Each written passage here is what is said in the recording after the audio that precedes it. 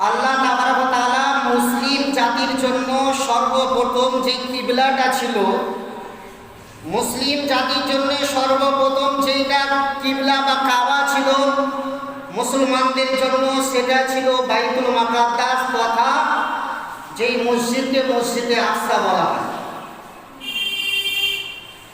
যেই মসজিদকে নিয়ে বর্তমান যুদ্ধ চলছে, মুসলমানদের সর্বপ্রথম কিবলা ছিল এই মসজিদে আকসা।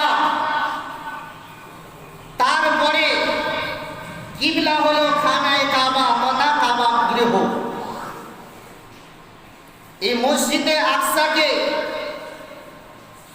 পৃথিবীর বুকে আল্লাহ তাবারক ওয়া তাআলা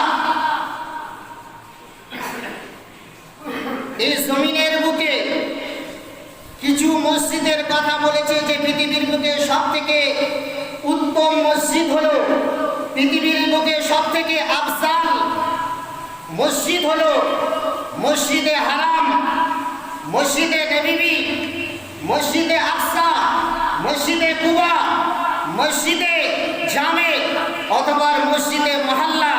এই সমস্ত পৃথিবীর বুকে সবথেকে হচ্ছে উত্তম মানের মসজিদ।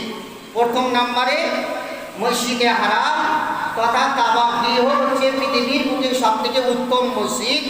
দ্বিতীয় নম্বরে হচ্ছে সবথেকে উত্তম মসজিদ, সেটা হচ্ছে মসজিদে নববী। তৃতীয় নম্বরে যে মসজিদটি, সেই মসজিদটি হচ্ছে মসজিদে